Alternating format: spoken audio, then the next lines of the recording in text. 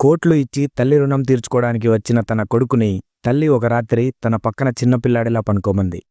ఎందుకో తెలిస్తే షాక్ అవుతారు. రాజు అనే అబ్బాయి చాలా కష్టపడి చిన్న వయసులోనే ఒక బిజినెస్ పెట్టి ఆ బిజినెస్ సక్సెస్ అవడంతో కోట్ల రూపాయలు సంపాదించాడు. ఆ డబ్బుతో తన కన్నతల్లి రుణం తీర్చుకోవాలని చెప్పి ₹1,00,00,000, 7 వారాలకు సరిపడా బంగారు నగలు, పట్టుచీరలు ఇలా అన్ని వస్తువులు ఇచ్చి, ఇదిగో అమ్మా, నీకు కావలసినవన్నీ కొన్నాను, నువ్వు వీటిని తీసుకుంటే నేను నీ రుణం తీర్చుకున్నవాడిని అవుతానని చెప్పాడు.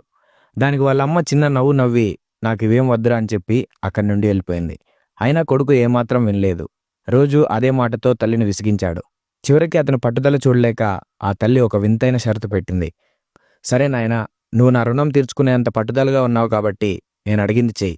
ఈరోజు మీ నాన్న ఊర్లో ఉండరు కదా, రాత్రికి మన ఇద్దరమే ఉంటాం కాబట్టి నువ్వు చిన్నప్పుడులాగా వచ్చి నా పక్కన పడుకో, నా రుణం తీరిపోతుందంది.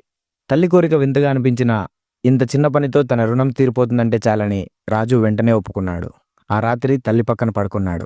గాఢ నిద్ర పట్టే సమయంలో తల్లి మెల్లగా లేపింది. నాయనా, దాహంగా ఉందిరా, నీళ్ళిస్తావా అంది. రాజు ప్రేమగా లేచి నీళ్ళిచ్చాడు. ఆ తల్లి ఒక గుక్క తాగి మిగిలిన నీటిని చేయిజారినట్టు బెడ్ మీద ఒలకబోసింది. రాజు కాస్త విసుక్కున్నా సర్దుకొని పడుకున్నాడు. అర్ధరాత్రి దాటాక తల్లి మళ్ళీ లేపింది. కన్నా, మళ్ళీ దాహం వేస్తుంది అంది. ఈసారి రాజు కోపం వచ్చింది. ఇప్పుడే కదా తాగావంటూ నీళ్లు తెచ్చిచ్చాడు. ఆమె మళ్ళీ ఒక గుక్క తాగి మిగిలిన నీటిని బెడ్ మీద పోసేసింది. రాజు కోపంతో తల్లిని కసురుకొని అలాగే పడుకున్నాడు.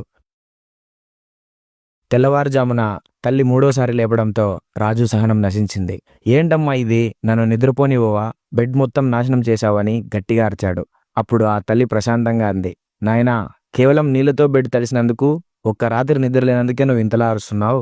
కానీ నువ్వు పసిపిల్లాడిలా ఉన్నప్పుడు రోజు మూత్రంతో బెడ్ మొత్తం తడిపేసేవాడివి. నేనెప్పుడూ చిరాకు పడలేదు. నువ్వు తడిపిన చోటు నేను పడుకొని నిన్ను పొడిగా ఉన్న చోట పడుకోబెట్టి లాలి పాడేదాన్ని. అలా కొన్ని సంవత్సరాలు చేశాను. ఆ ప్రేమను, ఆ త్యాగాన్ని ఈ డబ్బుతో, నగలతో ఎలా తీరుస్తావు నాయనా అంది.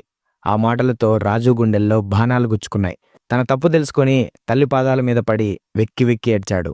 క్షమించమ్మా, తల్లి రుణం తీర్చడం ఈ సృష్టిలో అసాధ్యమని తెలిసిందని వేడుకున్నాడు. ఫ్రెండ్స్, అమ్మ అంటే ఆ దేవుడు మనకిచ్చిన వరం. ఆమె ప్రేమకు మనం వెలకట్టలేం. ఆమె త్యాగానికి రుణం తీర్చలేం. మనం చేయాల్సిందల్లా ఆమెను కంటికి